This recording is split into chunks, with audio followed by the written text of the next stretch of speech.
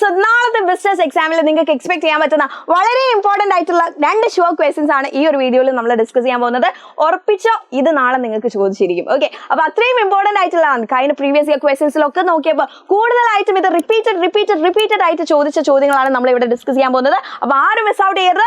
So will be discussing the most important questions of tomorrow's exam. നാളത്തെ എക്സാമിന് ചോദിക്കുന്ന ഏറ്റവും ഇമ്പോർട്ടന്റ് ആയിട്ടുള്ള കുറച്ച് ക്വസ്റ്റ്യൻസ് ആണ് നമ്മളിതാ ഇവിടെ ഡിസ്കസ് ചെയ്യാൻ പോകുന്നത്. അപ്പൊ ഫസ്റ്റ് ക്വസ്റ്റ്യൻ നമ്മുടെ ലെവൽസ് ഓഫ് മാനേജ്മെന്റ്, നമ്മുടെ ഫസ്റ്റ് ചാപ്റ്ററിലെ ലെവൽസ് ഓഫ് മാനേജ്മെന്റിനെ കുറിച്ചുള്ള ഒരു ചോദ്യം.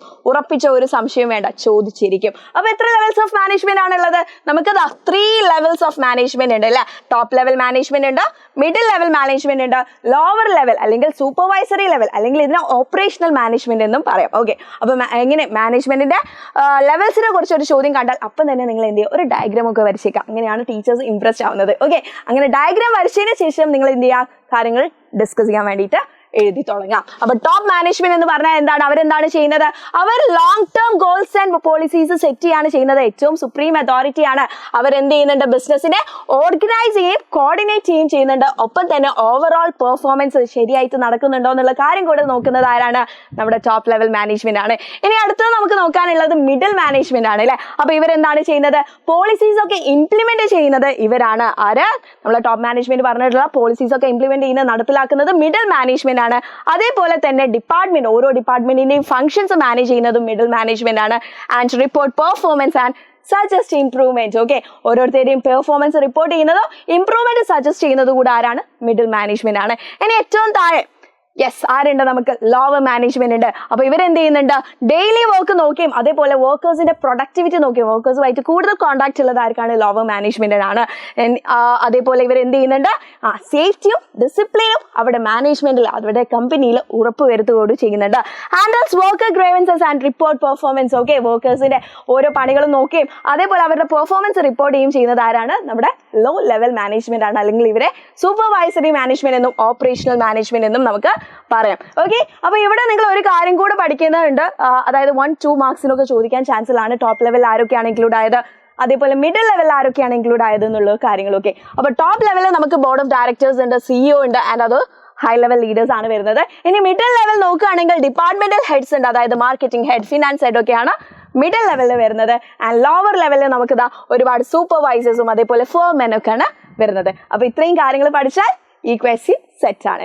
ഓക്കെ, ഇനി അടുത്തൊരു ഷോർട്ട് ക്വസ്റ്റ്യൻ ആണ്. ഒന്നെങ്കിൽ സെല്ലിംഗ് വേഴ്സസ് മാർക്കറ്റിംഗ് അല്ലെ.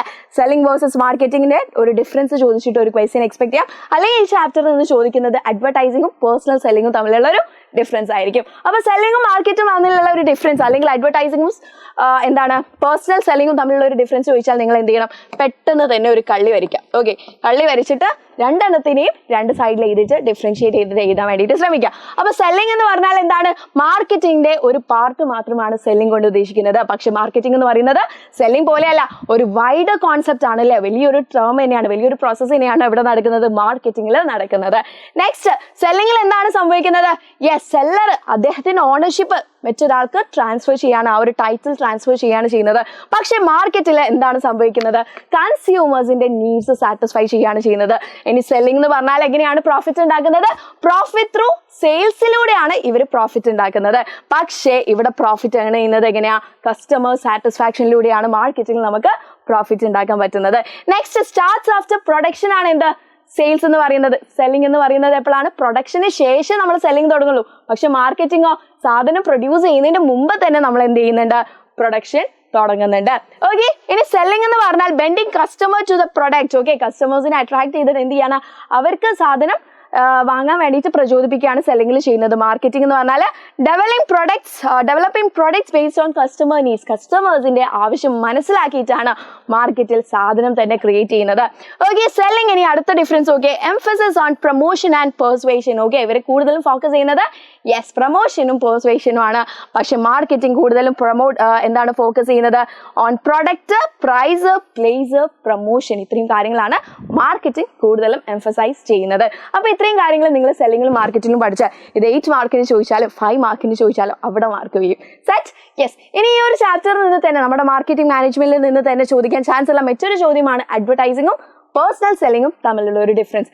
ഓക്കെ, അപ്പൊ അഡ്വർടൈസിംഗ് എന്ന് പറഞ്ഞാൽ എന്താണ്? ഒരു പേഴ്സണൽ കമ്മ്യൂണിക്കേഷൻ ആണോ? അല്ല, അതൊരു ഇംപേഴ്സണൽ ഫോം ഓഫ് കമ്മ്യൂണിക്കേഷൻ ആണ് അഡ്വർടൈസിംഗ്. നമ്മൾ ടിവിസിലൂടെ മാഗസീൻസിലൂടെയൊക്കെയാണ് എന്ത് ചെയ്യുന്നത്, ഓരോ പ്രോഡക്റ്റും അഡ്വർടൈസ് ചെയ്യുന്നത്, അല്ലെങ്കിൽ സർവീസസ് ഒക്കെ നമ്മൾ അഡ്വർടൈസ് ചെയ്യുന്നത്. പക്ഷെ പേഴ്സണൽ സെല്ലിംഗിൽ ആൾ എന്ത് ചെയ്യാണ്, ഓരോ ആളുകൾ പോയിട്ട് പേഴ്സണൽ ആണ് അവർ എന്ത് ചെയ്യുന്നത്, പ്രൊമോഷൻ ഒക്കെ ചെയ്യുന്നത്, ഒരു പ്രോഡക്റ്റിന്റെ പ്രൊമോഷൻ ചെയ്യുന്നത്.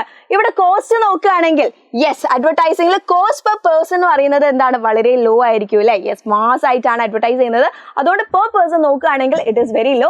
പക്ഷെ പേഴ്സണൽ സെല്ലിംഗിൽ എന്താണ്, കോസ്റ്റ് പെർ പേഴ്സൺ നോക്കുകയാണെങ്കിൽ വളരെ ഹൈ ആണ്. ഇനി അടുത്തൊരു ഡിഫറൻസ്, ഫ്ലെക്സിബിലിറ്റി നോക്കുകയാണെങ്കിൽ അഡ്വർടൈസ്മെന്റ് വലിയ ഫ്ലെക്സിബിൾ ഒന്നല്ല.